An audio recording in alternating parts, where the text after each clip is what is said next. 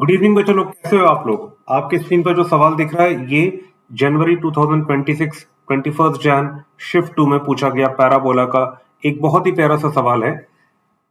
इस सवाल को करने से पहले इसको एक बार अच्छे से समझ लेते हैं कहना क्या चाह रहा है, क्योंकि किसी भी सवाल को अगर हमने कायदे से समझ लिया तो वो सवाल हमारे लिए आधा सॉल्व हो चुका है।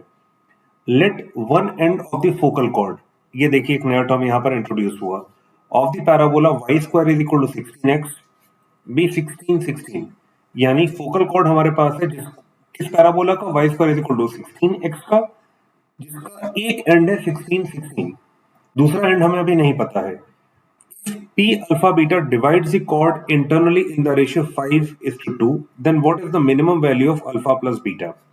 अब एक चीज आप ये देखिएगा, यहां पर पूछा गया मिनिमम वैल्यू, यानी एटलीस्ट अल्फा प्लस बीटा की दो वैल्यू आएंगी तभी तो हमसे मिनिमम पूछा गया है। इसमें हमें समझना है फोकल कॉर्ड का मतलब क्या है, ये पैराबोला कैसे होगा, एक एंड ये है तो दूसरा एंड क्या होगा, क्योंकि दूसरा एंड मिलेगा तभी तो हम पी अल्फा कॉमा बीटा जो कि इंटरनली 5:2 में डिवाइड कर रहा है तभी तो हम उसको वो निकाल पाएंगे अल्फा बीटा की वैल्यू। शुरू करते हैं। हम सबसे पहले जो टर्म दे रखा है फोकल कॉर्ड उसको देखते हैं। फोकल कॉर्ड होता क्या है, ठीक है, chord of a parabola. Chord आप लोग को पता है ना बच्चों क्या होता है, कॉर्ड का मतलब होता है कि किसी कोने के दो पॉइंट्स को जोड़ने वाली लाइन को हम लोग कॉर्ड कहते हैं। ठीक, रेडियस भी एक कॉर्ड होता है, रेडियस एक कॉर्ड होता है पर कॉर्ड एक रेडियस होता है, इस बात को ध्यान रखिएगा। इसमें एक लाइन गलत है, हर रेडियस एक कॉर्ड होता है पर हर कॉर्ड रेडियस नहीं होता है, इस बात को ध्यान से समझिएगा। Focal cord parabola which passes through the focus a,0। देखिए अगर मेरा पैराबोला कुछ इस तरीके से दे रखा है, ये a,0 है, तो जो कॉर्ड इस तरीके से पास करेगा ये हमारा हो जाएगा ए बी, तो A B is a focal chord. क्यों? क्योंकि ये हमारा फोकस से पास कर रहा है। यहां पर दे रखा है ये 16,16 है, ये कैसे निकलेगा? क्या इन दोनों में कोई एक रिलेशन होता है? अगर होता है तो चलिए पहले उसको फाइंड करते हैं, फिर इस सवाल पे हम लोग आते हैं। ठीक है, let y square is equal to 4ax be the given parabola. अभी हम लोग रिलेशन फाइंड कर रहे हैं ए और बी के बीच में, ये हो जाएगा relation between A and B, except कि वो कॉर्ड के एंड पॉइंट्स है, फोकल कॉर्ड के end points. Let y square 4x be the given parabola. ठीक है, इसमें पैरामेट्रिक कोऑर्डिनेट्स क्या हो जाएंगे, A T square comma 2at हो जाएगा। ठीक है, ये हमारा पैरामेट्रिक फॉर्म हो गया इसका, पैरामेट्रिक कोऑर्डिनेट्स। ठीक है, ये हम पता मिल गया। ठीक है, let A B at1 square comma 2at1 and B be at2 square comma 2at2। ठीक है, इसके बाद A B passes through a,0, तो यानी इसको हम लोग कह देते हैं सिर्फ फोकस, इसको हम एस कह देते हैं। ठीक है, S A N S B, ये दो लाइंस हो गई। ठीक है, हम इसका स्लोप निकालते हैं और इसका स्लोप निकालते हैं। ठीक है, और ए एस बी ये जो लाइन है हमारी, ये तीनों पॉइंट कोलिनियर हो गए ना, यानी एक लाइन में लाई कर रहे हैं ये। अब हम इसका क्या करेंगे इस्तेमाल, इस पार्ट का क्या करेंगे, इसका स्लोप और इसका स्लोप है ये बराबर होना चाहिए कि ये कोलिनियर है, तो ऐसे का स्लोप क्या हो जाएगा, यहां पर हो जाएगा at1 square slope of S A, ये हो जाएगा वाई कोऑर्डिनेट्स में क्या हो जाएगा, गौर से देख लीजिए, ये हो जाएगा 280 minus 0, 281 minus 0 and 281 minus 0, 81 square minus A, ये मुझको दे देगा 2t1, ए हट जाएगा यहां से, t1 square minus 1, slope of B क्या हो जाएगा, ये हो जाएगा 2a t2 minus 0 upon a t2 minus a. This will give me 2 times t2 square minus 1. ये और ये कोलिनियर है since s, a, b are collinear. This implies slope of a is equal to slope of sb. यानी मुझको क्या मिल जाएगा 2t1 is equal to t1 square minus 1 2t2 upon t2 square minus 1. 2 और 2 cancel हो गया. यहाँ पे मिल जाएगा t1 t2 square minus 1 t2 t1 square minus 1 t1 t2 square minus t1 is equal to t2 t1 square minus t2. इसको इधर लेते आते हैं. t1 t2 का स्क्वायर माइनस t2 t1 का स्क्वायर t1 माइनस t2. यहाँ से t1 t2 common ले लेंगे तो ये हो जाएगा t2 माइनस t1 और यहाँ पर दे रखा t1 माइनस t2. ठीक है. और हम ये जानते हैं कि t1 t2 बराबर नहीं होगा नहीं तो ये सेम पॉइंट हो जाते हैं. ठीक है. यहाँ लिख सकते हैं since t2 is not equal to t1 therefore t1 t2 is equal to minus 1 यानी t1 is equal to 1 minus 1 upon t2. बच्चों ये सबसे इंपॉर्टेंट पॉइंट है फोकल कॉर्ड के केस में. यानी इसको हम कैसे लिख सकते हैं. अभी सवाल शुरू नहीं किया, मैं फोकल कॉर्ड के बारे में अभी बता रहा हूं. If a t1 square 2a be one end of a focal cord ठीक है, of parabola y square is equal to 4ax, then the other end will be given by किससे मिल जाएगा b a upon t1 square 2a t1 with a minus sign. क्यों? as t1 t2 is equal to minus 1 यानी t1 t2 is equal to minus 1 upon t1. ये तो put किया हमने. अब आपको समझ में आया हम लोग क्यों कर रहे थे. क्यों? क्योंकि हमको इस सवाल में दे रखा है. सवाल पर दोबारा आते हैं. One end of the focal cord of the parabola this is इतना, यानी यहां से हमको पैरामेट्रिक फॉर्म से हमको मिल जाएगी t की वैल्यू. तो अदर पॉइंट हमको मिल गया और उन्हीं दोनों पॉइंट्स को लेकर जो हमारा p अल्फा बीटा है 5:2 में इंटरनली डिवाइड कर रहा है वो, तो हमें मिनिमम वैल्यू निकालनी है. तो यानी ये हमारे लिए समझना जरूरी था. हम इसको अलग से भी समझ सकते थे पर ये सवाल कर रहे थे तो इसमें मुझे लगा कि समझाना जरूरी है. इसमें अब क्या हो गया y square is equal to 16x हमको पैराबोला दे रखा है. इसको जब हम 4ax से कंपेयर करेंगे तो 4a मुझको 16 के बराबर मिल जाएगा, यानी a मुझे मिल जाएगा 4 के बराबर. ठीक है. इसका पैरामेट्रिक फॉर्म क्या होगा 8t1 square 2a t1 normally होता है. यहाँ पर हो जाएगा t1 square 4 times 2 into 4 t1, यानी ये मुझको दे देगा 4t1 स्क्वायर 8t1. ठीक है. ये किसके बराबर है 16 के. as one end is given as 16, यानी 4t1 square is equal to 16, t1 square is equal to 4, t1 is equal to plus minus 2. अगला हो जाएगा 8t1 is equal to 16, यानी t1 is equal to 2. यानी यहां से वैल्यू आ गई t1 की 2 minus 2 और यहां से t1 की वैल्यू आ गई 2. This implies t1 is equal to 2. ये मेरी वैल्यू आ गई इसकी. ठीक है. तो मेरा अगला पॉइंट क्या हो जाएगा therefore b will be equal to 4 upon 4 and 2 into 4 upon t1 2 हो जाएगा with a minus sign. This will give me, this implies b is equal to 1 upon minus 1 comma minus 4. ये मेरा पॉइंट आ गया b. ठीक है. यानी अगर मेरा पैराबोला कुछ इस तरीके से बनता है,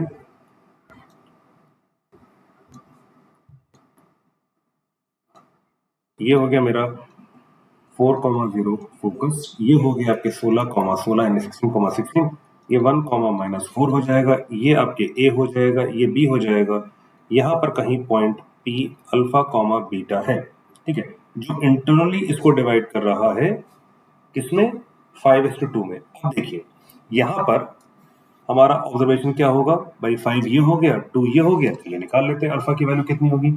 अल्फा की वैल्यू हो जाएगी 16 into 5 plus 2 into 1 upon 7. This will give me 80 plus 2 upon 7. This will give me 82 upon 7. ये आगे पहली वैल्यू, कोई दिक्कत नहीं है बच्चों। और बीटा की वैल्यू क्या हो जाएगी, बीटा की वैल्यू हो जाएगी 16 into 5 minus 2 4, ये 7 दे देगा मुझे। This will give me 80 minus 8 upon 7.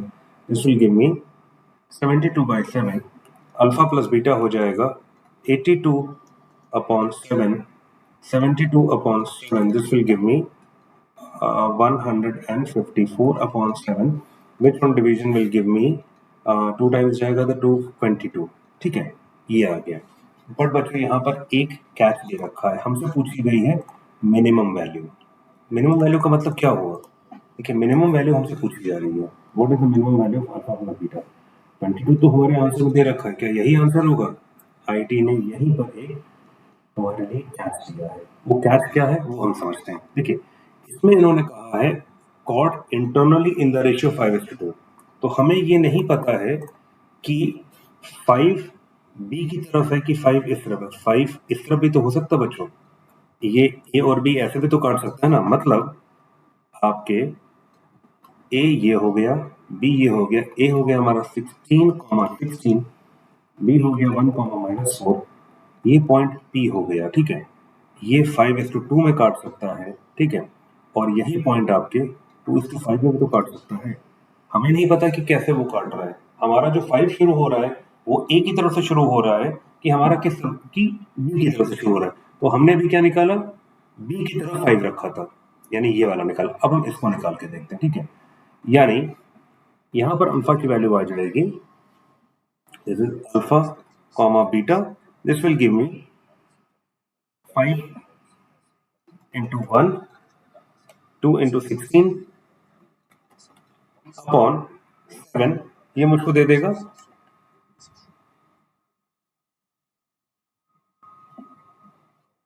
this will give me 5 minus 32 upon 7.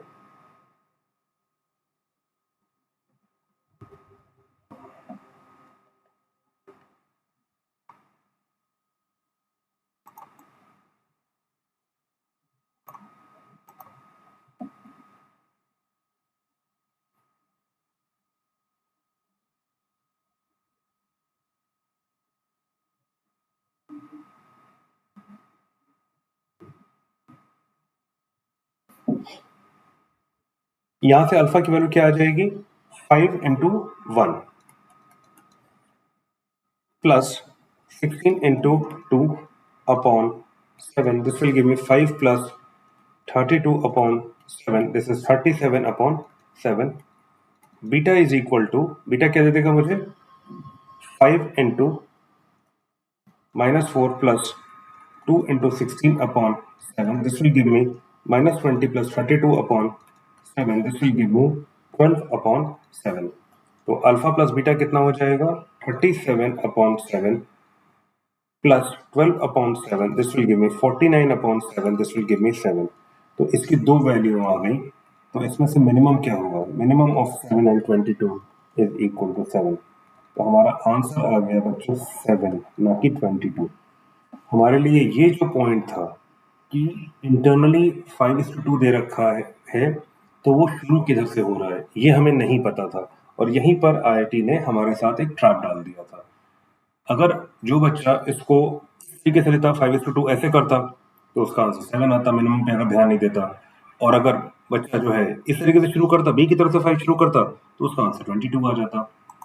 यानी इन एनी केस ये आंसर गलत होने के चांसेस थे, ये भी आ गई, पर हमारा आंसर होगा ये, क्योंकि इन दोनों में हमारा जो मिनिमम वैल्यू आईआईटी ने पूछी है वो है 7, तो आंसर है हमारा 7। तो बच्चों हमें हर एक वर्ड पर ध्यान देना होगा जो सवाल में पूछा जा रहा है, कोई भी वर्ड ऐसा नहीं है जिसको हम इग्नोर करके चल सकते हैं। IIT बहुत सोच समझ के पूछ रहा है, तो हमें उसी सोच समझ के साथ उसका आंसर देना चाहिए। ठीक है, चलिए हम बढ़ते हैं अपने अगले सवाल की तरफ, जो कि IIT के ये क्या कहते हैं पैराबोला चैप्टर का सेकंड क्वेश्चन है। ठीक है, अब देखिए यहाँ पर दे रखा है ये आया है आपके 28 जनवरी शिफ्ट 2 को, let B the focus of the parabola y square is equal to 8x, यानी फोकस आ गया हमारे पास और पैराबोला हमको मिल गया।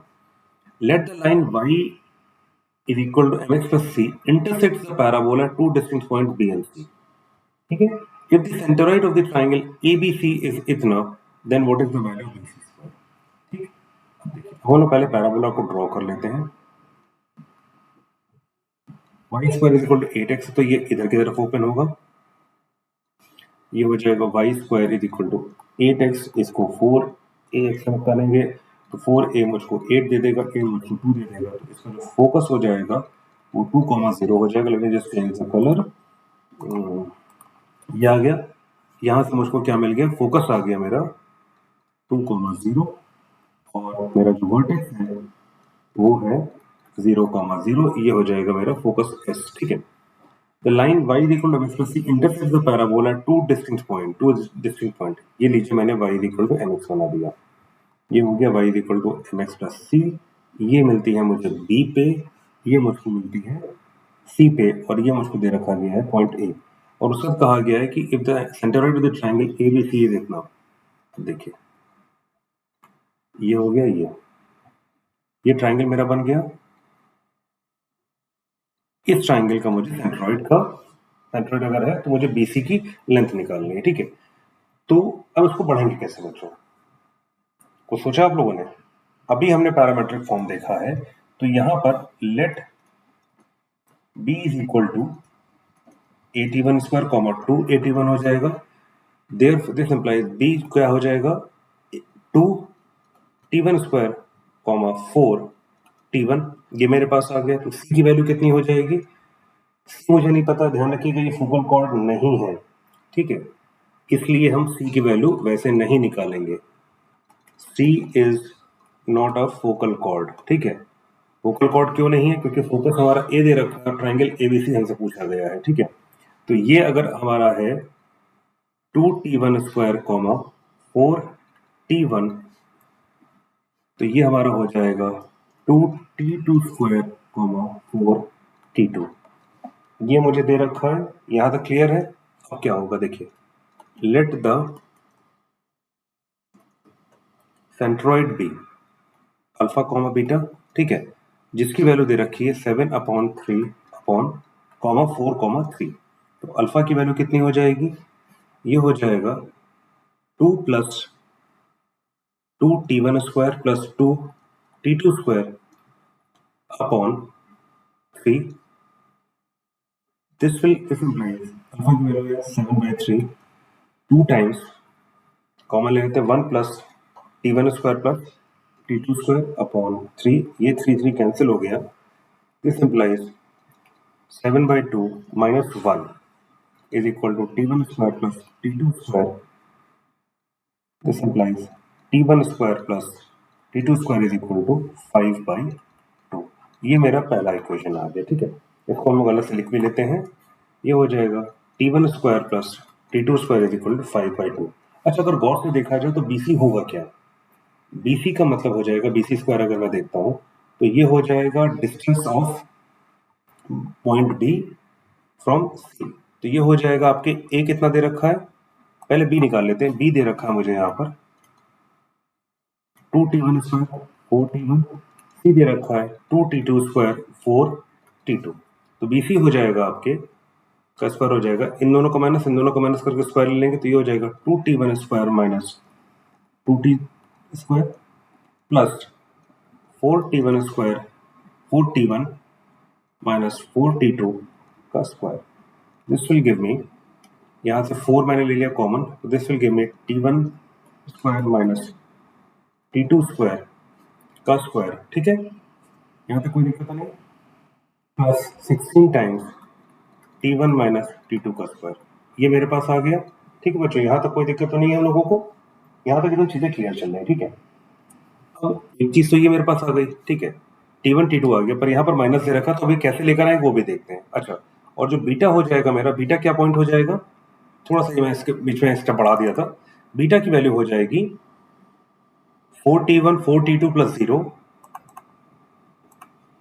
बीटा हो जाएगा 4t1 plus 4t2 plus 0/3। This implies beta की वैल्यू दे रखी 4/3, 4/3 is equal to 4t1 plus t2/3। ये कैंसिल हो गया। This implies t1 plus t2 is equal to 1। बच्चों यहाँ तक आ गया, यहाँ तक कोई दिक्कत तो नहीं आ रही है? ठीक, चलिए अब हम आगे बढ़ते हैं। ये एक अजीब सी चीज देखने वाली दे रखी है, इसको हम लोग इस तरीके से और भी लिख सकते हैं। अब इस पर वापस आते हैं, तो BC स्क्वायर हमारा हो जाएगा 4t1 प्लस t2 का स्क्वायर, t1 माइनस t2 का square plus 16 t1 minus t2 का स्क्वायर। ये 1 दे देगा, 4 इंटू 1 का स्क्वायर t1 माइनस t2 का square plus 16 t1 minus t2 का square. This will give me 4 times t1 minus t2 का square plus 16 times t1 minus t2 का square. ये दोनों सब टर्म्स बराबर, तो 20 टाइम्स t1 माइनस t2 का स्क्वायर। अब मेरा सारा काम इधर बचा है। देखिए अब मेरे पास क्या क्या चीज पता है, मुझे अब इसकी वैल्यू निकालनी होगी। कैसे निकालते हैं वो देखते हैं। अब हमारा सारा फोकस हो गया t1 माइनस t2 स्क्वायर निकालना। अब ये क्या दे देगा मुझे, t1 square plus t2 square minus 2 times t1 t2। ये मेरे पास आ गया बच्चों, कोई दिक्कत तो नहीं इसमें? अब देखिए t1 माइनस t2 मुझे अभी पता नहीं क्या है,